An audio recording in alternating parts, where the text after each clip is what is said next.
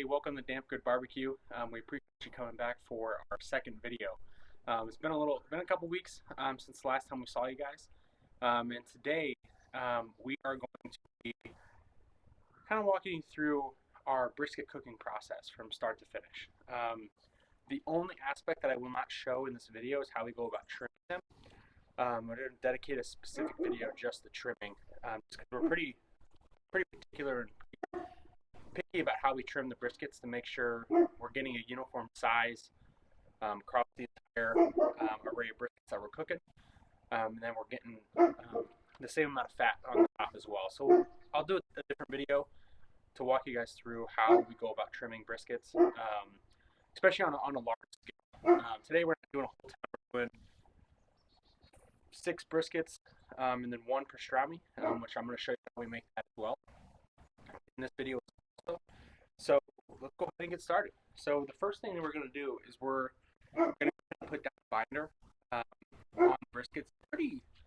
They're pretty wet as it is, but I've noticed putting a little bit of something on there just allows the rub to stick a little bit better.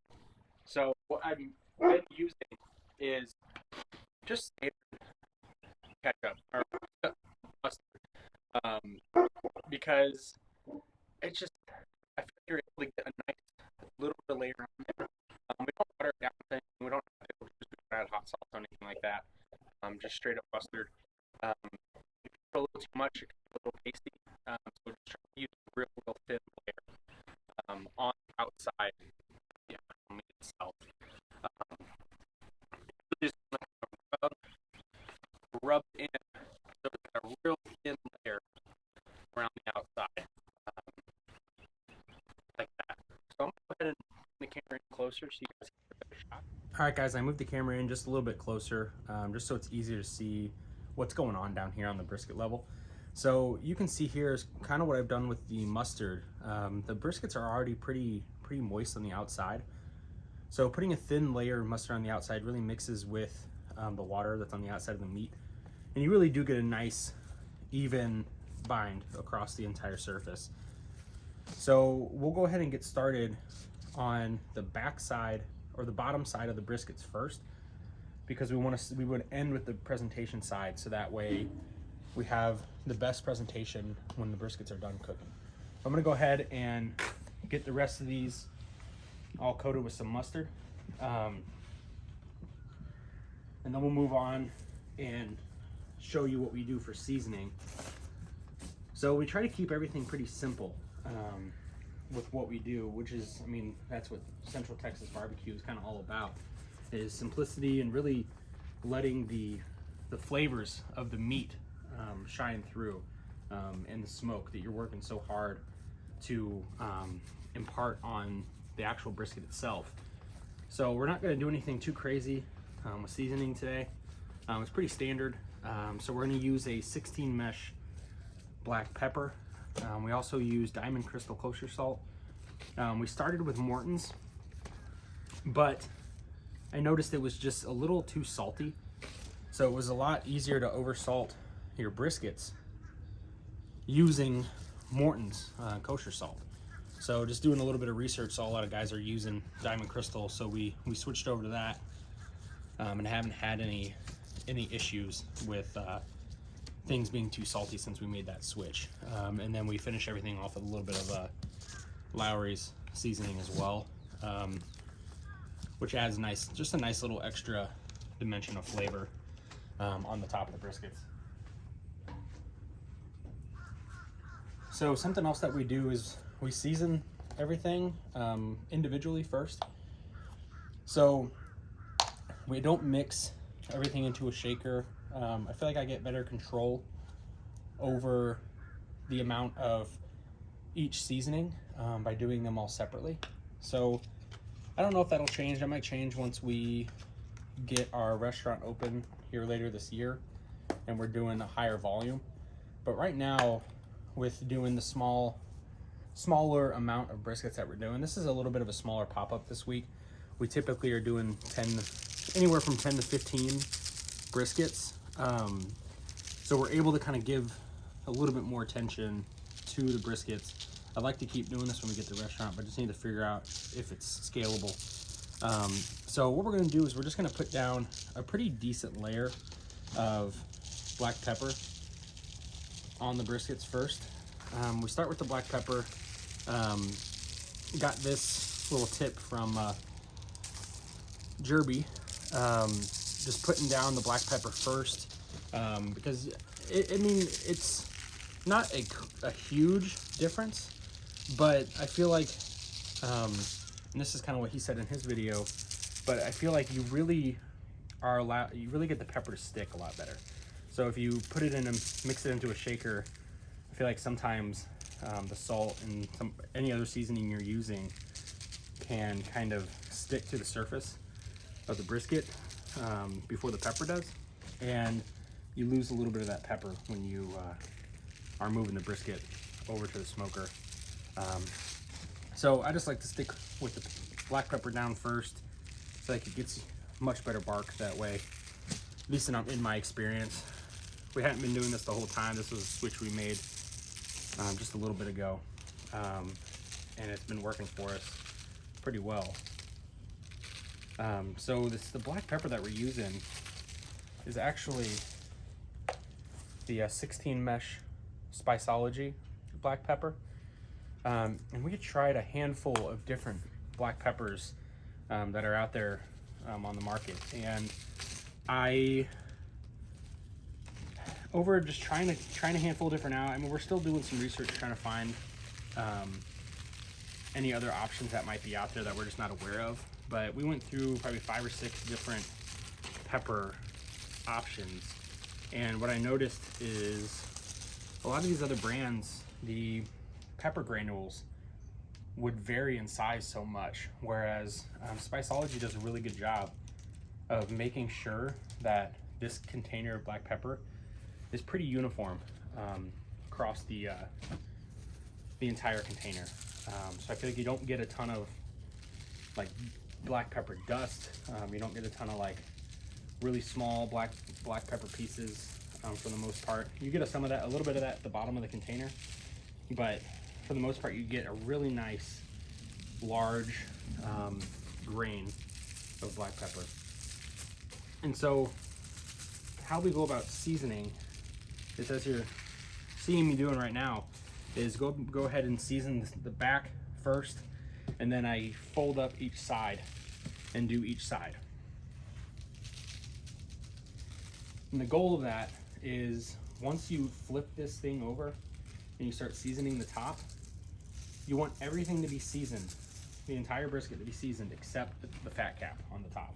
So you don't want to have to be moving the brisket around a whole ton when you get to the next step. You want to be able to just season the top of it and get it back right on the pit.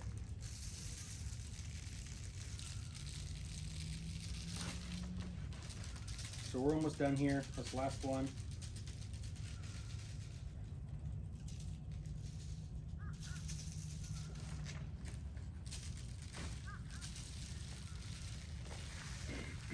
And then we'll go ahead and move on to the next seasoning.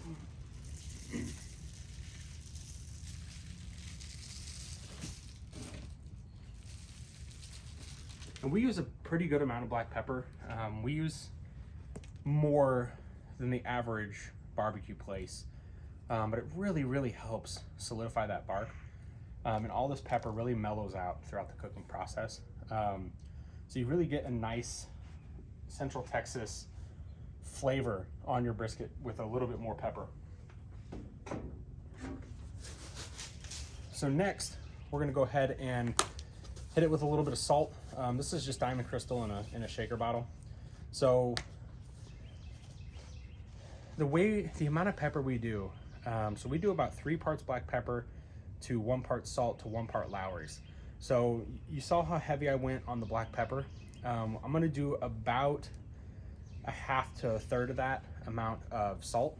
And the way I like to hold the salt shaker is with the holes facing up. So the salt in the seasoning kind of goes down on this little lid and kind of fans out. I feel like it really evenly distributes whatever seasoning or rub you're putting on anything that you're doing. And just kind of real quickly go over it. You're gonna see a lot of salt because in contrast to the color of the pepper, it looks like there's a ton of salt on there. But trust me, it's just the right amount. And a brisket, I mean, it's a big piece of meat. It can handle quite a bit of salt. And so something else that we do is we only do salt and pepper on the bottom, in the sides, and then we do Lowry's just on the top of the brisket. In my experience, it's a little overpowering to do the entire brisket. Lowry's is super salty, and it's a super fine grain spice. So whenever you're putting it on there, it's really easy to overdo it. So I noticed just doing pepper and salt on the back, you get a much better result that way. And then just doing Lowry's on the top is something that has worked out well for us.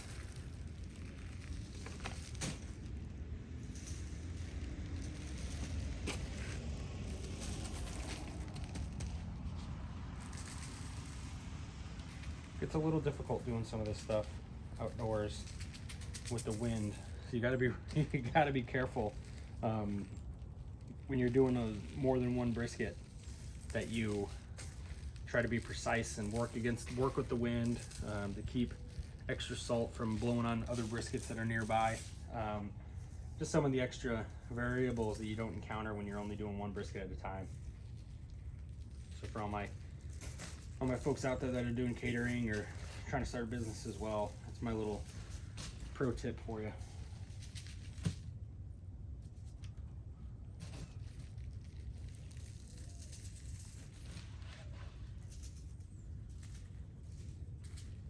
All right, so just about done here. Just gotta season up the sides one last time on this guy, and then we're gonna go ahead and flip all these over.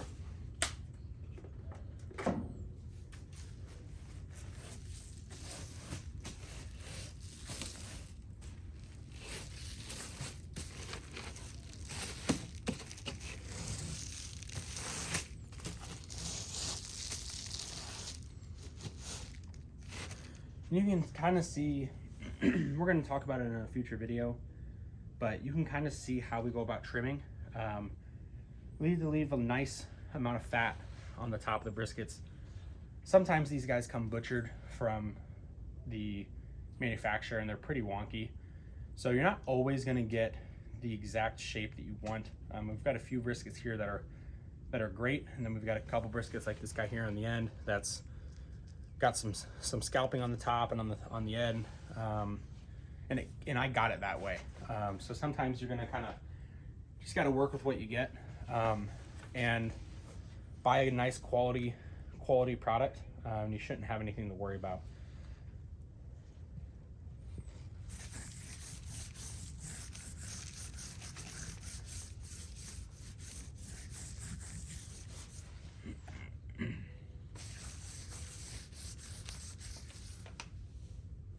So same thing, just like we did on the back, we're gonna go through and put just a real thin layer of mustard here on the top. Really trying to focus on some of the areas where it's a little harder to get some rub to stick, like on this decal part right here. Just put a little bit right there, and then sometimes on the sides right here, if the fat kind of concaves down to the side, the pepper just wants to fall off. So you need to put a little extra mustard on that side, or whatever binder you're using, just to make sure that the pepper and the salt and everything is going to stick properly to that area.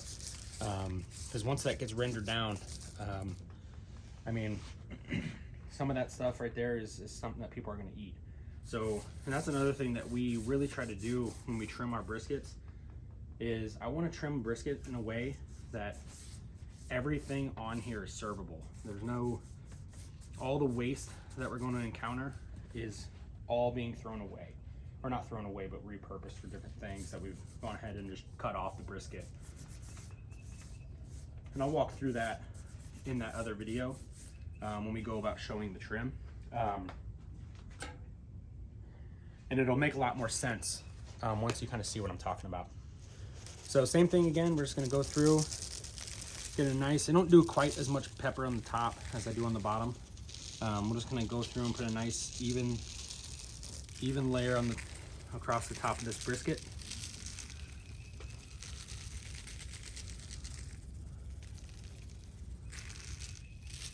We cook ours fat side up, as you can probably tell by the way I'm talking about these.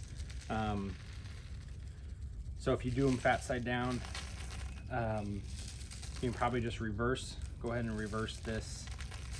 Do a little bit extra on this side and a little bit less on whatever top side you would consider the top.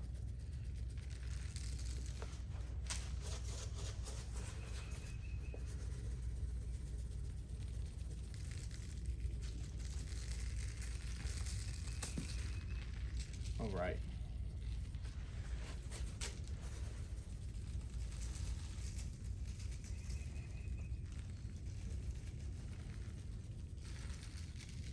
And something else that is super important, I know you've probably heard it a million times from other barbecue channels, but you really want to get some high quality pepper. It's going to make a huge difference on the quality of your brisket.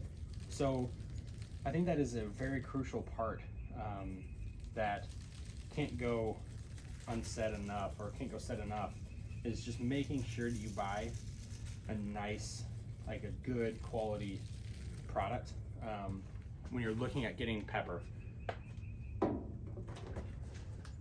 because it's going to be, pepper is really what helps form that bark. It's really going to be super important for the success of your brisket cook. So again, just a real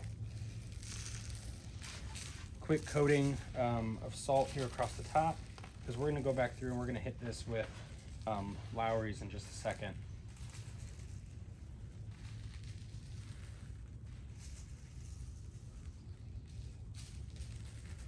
All right, so that's good. And then this is the final ingredient. So we're gonna go ahead and add some Lowry's now. You wanna be real careful with this stuff. So this stuff comes out of the shaker super, super quick. And you wanna really just kinda go across the top, just about like that. Get a nice even layer across the entire surface of the brisket. Because it's really going to add a little, just that extra pop of flavor on the top of the bark. It really does make a pretty decent difference.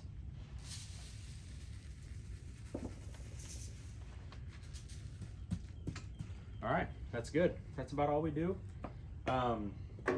So next thing we're going to do is we are going to go check the fire, make sure everything is rolling nice, and then I'll be right back here to get these on the pit with you guys. All right, so we got the fire going. Everything's rocking and exactly where it should be. So we're gonna go ahead and get these briskets on the pit. So we're gonna be cooking today on the 1,000-gallon primitive that we have. And the way that we go about positioning everything, what's super great about these 1,000-gallon pits from Primitive is that they run super even. So if you learn how to run the fire, you're running your fire, you can get the entire cooking surface to be within, I mean, we can get it within 2 to 3 degrees. So it is a super even cooking surface. So you don't have to really worry about where you position briskets horizontally on the smoker. The only thing that we look for is it gets a little hotter towards the back wall, and it gets there's probably a little bit of more heat here towards the collector. So what we like to do is just put the briskets with the thickest flat on the side of the wall. So this guy right here is our biggest brisket today. So I'm gonna go ahead and put that all the way in the back corner.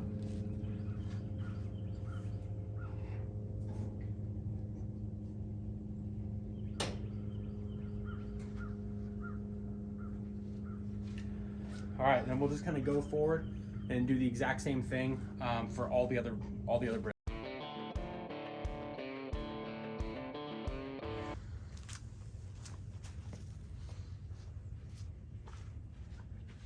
All right, now that we've got all 6 briskets here on the smoker, what we're gonna do is we're gonna run the fire about 250 to 260, within that range for the first like 3, 4, 5 hours.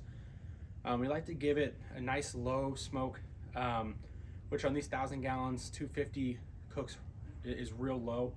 Probably would be about 225 on a normal backyard offset.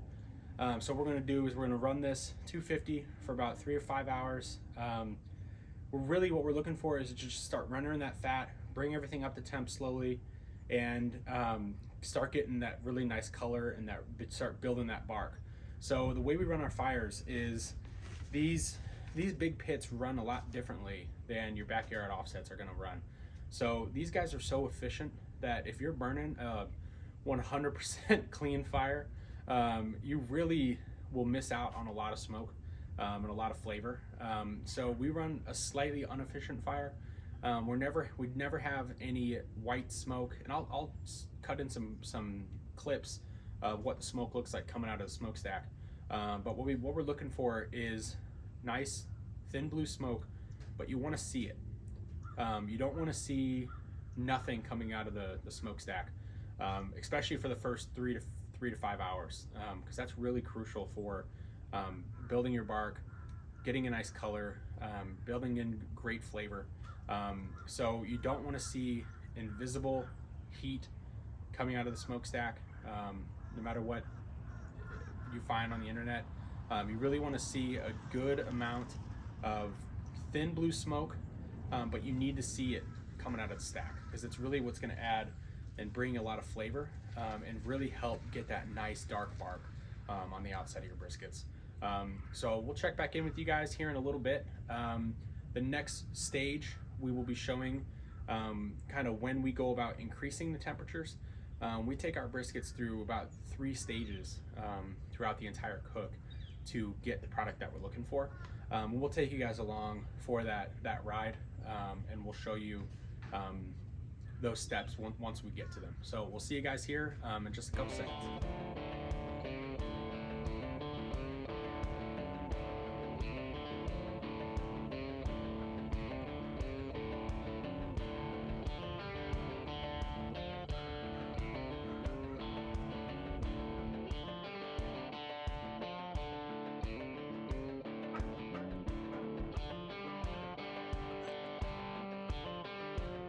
Now we're at the next to final stage here of the briskets. So like I was saying earlier in the video, when I had gotten the briskets on the smoker, we had lost some daylight, so it was a little difficult to keep filming. But what happened throughout the cook is we took the briskets, started them at 250, carried them through, raised the temperature like I was telling you guys earlier, quite a few hours in to 275. We've been going 275 for the last 3 or 4 hours. So we're about 7.5 hours total at the moment. And so you can see the bark that's formed. This right here is the pastrami, and then all these other ones are just standard briskets. So we're gonna get here ready and wrap these here in a minute. But what we're looking for when we wrap these briskets is this fat right here to be nice and soft. So we're almost there on these briskets. You can kind of see a little bit here. This guy right here is really good. You can see just the give that's in there. That's really what we're looking for back there. This one is just about ready, where the fat just kind of gives way. And we're gonna go ahead and get these wrapped up in some butcher paper. But that's really what you're looking for, because when you see that fat that's all yellow and rendered, and is nice and squishy, you know that you've got some good fat that tastes really good on the top of the briskets. So the next step we're gonna do is we're gonna get all these out onto the table, wrap them up in some butcher paper, and get them back on. We'll kind of jump over to a little time lapse to show you that process. And then We'll be talking to you again once we're ready to pull these off.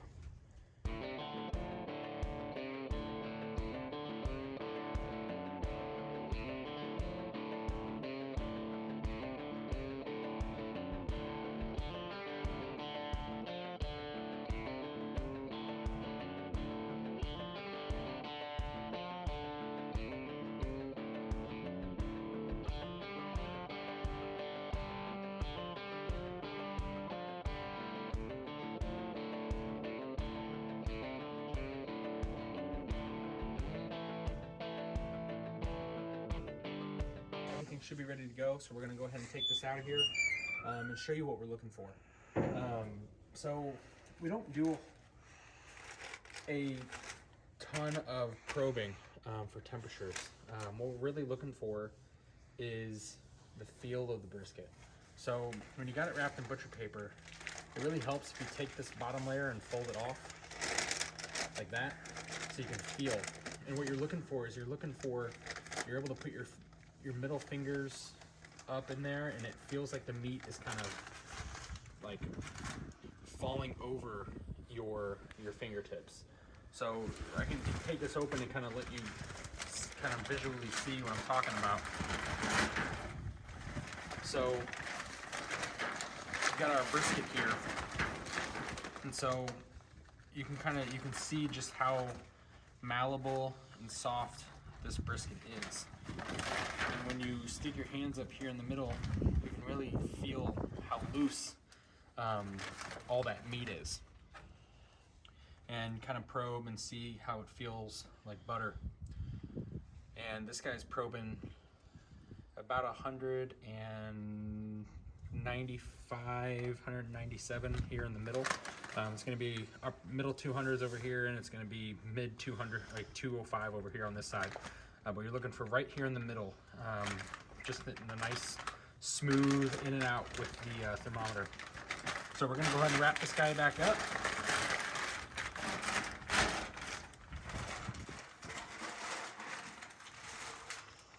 And he is ready to go. What we're going to do now is we're going to let these briskets come down in temperature to about 180, 82 degrees. Really just want to finish any carryover cooking that's going to take place and get them to start cooling off. And then we're going to go ahead and pop these in the warmer. Like I was saying in the other beef rib video, which you haven't checked that out, you'll have to go check that out. I'll put that somewhere here on the screen. But what you really want to do here is you want to allow them to come down, finish carryover, come out to 185, and then you want to put them in a cooler in your oven on your keep warm setting, or a warmer if you happen to have one, so they can slowly come down. And you want to really kind of hold it in that 150 to 160 range, just to allow everything to redistribute, and it's going to really make your brisket a lot juicier, a lot more tender. So we're going to reconvene with you guys here in the morning, and we'll show you what our finished result looks like. But thank you guys so much.